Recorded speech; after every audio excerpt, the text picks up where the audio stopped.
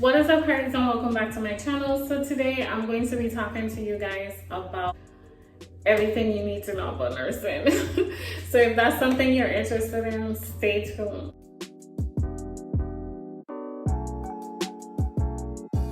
Okay, so I wanted to start off by saying that nursing is best for the baby. However, I know that a lot of women have to work. A lot of women are doing this on their own, so nursing might not be the option because nursing requires you to be there with the baby all the time. So I know how that can get, so I know why some women choose formula over nursing. But of course, nursing is always best for the baby. So if you decide to nurse, even if you're working, there is a law that you can have time to express some of your milk even while you're working. So if that law applies to you in wherever you're living, be sure to look into it, because you can express your milk while you're at work, and your job is entitled to give you a safe, comfortable area where you're not disturbed, where you can express your milk and you're good to go, because we know the importance of nursing the baby. So with all of that said, I have decided to nurse. True, although I do give him formula because I know that I have to transition into going back into the working world. So I did introduce formula so that when I leave, he can have formula. Also, I did want to have a stash. That way, if I don't want to use formula, I could have a stash of breast milk that he can use in my absence, right? You going out, if you have meetings to attend, if you're doing stuff and you want to have a supply for the baby, you want to choose specific times during the day when you can express the milk and stick to that. So if you plan on expressing the milk every day at 7 a.m., express the milk at 7 a.m. If you plan on doing it every day, 7 a.m. or 6 p.m., express the milk 7 a.m. and 6 p.m. Don't be discouraged. It can be frustrating trying to find exactly how to pump and finding the position where the milk squirts out. If you're trying to find that position, it can be frustrating, but trust me, be patient, and the more often you do it, the easier it will become to find that spot where you can express the milk. One of the common misconceptions is that as soon as you put the pump on, the milk is just going to come out and flow. And that's a no. It doesn't work that way. The same way the baby has to do that motion to try to get the milk out, that's the same thing you have to do with the pump. So you have to do that motion so that the body knows, like, hey, I think that's a baby trying to get some milk out. And then you will feel the release.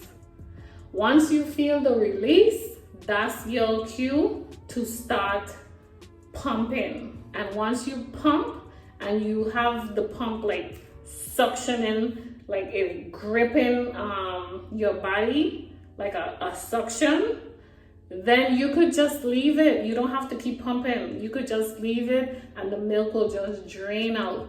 And then once it drains out and you see oh, the milk has finished flowing, then you could squeeze again and squeeze again, and then let it happen again and let it flow. Just let it flow. You don't have to keep doing this. Just let it flow. Once you see it start flowing, just let it flow until it fills the cup, and then once it stops, then you squeeze again and then let it flow again until it fills. And once you find the rhythm, you are good to go. Pumping is going to be a piece of cake. And then you can store as much milk as possible for your little one. That way your little one could get all that goodness from you. So how do I store all this stash that I have? So every time I go out a long period of time, my body will produce like a lot of milk. So I have to like empty. So I could literally get like 8 ounces for on both sides, because when I nurse him, I alternate. So I'll give him the left. I know people say, oh, don't do that, then you get lopsided tetes, but that's okay. No, I won't, because I don't have lopsided. They all the same size, but you just have to, it have to be balanced. So I give him the left, then I give him the right. Don't be giving him the left twice, and don't do that. So if you give him the left, you're giving the right. If you give him the right, then you're giving the left. So I alternate. So when I go out for a long period of time, I have like a lot in there, so I could pump out in a setting like 8 ounces. So if I'm pumping out 8 ounces, I store that. Now, if I'm not going nowhere, I could express some milk like in between. So if I usually feed him at 8 and I know his next feeding is going to be at 10, I could express some milk at 9. So you see, that's kind of like how you work it. So in between feedings, you could express some milk, like give your body some time to rest, express the milk, give your body some time to rest, and then it's time to feed the baby. So that's how I'm able to store milk.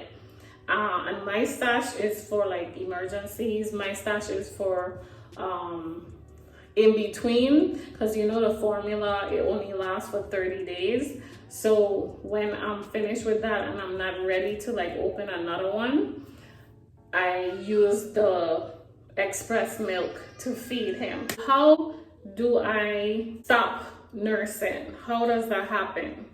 Okay, so nursing is something that you want to kind of stop gradually. You want to, if you're planning to go back to work, you want to eliminate like one feeding at a time. So for instance, if you usually nurse the baby 8 o'clock, 10 o'clock, 1 o'clock, 3 o'clock every 2 hours, you will eliminate the 8 o'clock feeding, give him a bottle. Eliminate the 11 o'clock feeding, give him a bottle. Eliminate the 1 o'clock feeding, give him a bottle, right? Your bottle could be formula, your bottle could be breast milk, either one of your choice. But you're eliminating the feedings so that now your tetes will know like, hey, you producing too much milk, the baby don't need all this milk. So then now you in turn will produce less milk at that time. I'm not saying you are not going to produce enough milk to feed the baby later on when you do decide to feed the baby. Your body will produce the milk for that time. Okay, so for that time, your body will produce the milk. But once you stop nursing at those certain points during the day, at those times, the milk production will decrease. So you could actually go during those times and your body won't produce as much milk as it normally would if you were feeding the baby from the body every 2 hours. Okay, so that's how you kind of transition from nursing to formula. So it's a gradual process. Don't just cold turkey and then you get engorgement and then you get infections. Ain't nobody trying to do all of that. So this is how you transition. Now he's calling me, so this video about to get wrapped up. So that's pretty much how I have a nice stash of breast milk for the baby, and that's pretty much my experience with pumping the milk and storing the milk. So of course, with storing the milk, you put it in the fridge first and have it laying flat, and then you freeze it laying flat. That's recommended. So if you're not doing that, make sure you do that.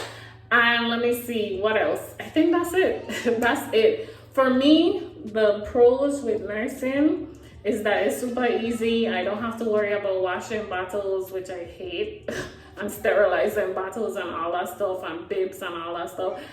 So I don't have to worry about that. The nursing is a piece of cake. It's easy. you have to be there all the time with the baby. So there's no going out for long period of time without the baby, because you're nursing and it makes you uncomfortable when you're away from the baby for a long period of time. Anyways, gotta go. I'll see you guys. If you enjoyed this video, be sure to give me a thumbs up. If you're not subscribed, make sure you click that subscribe button. I'll see you guys in the next video. Bye.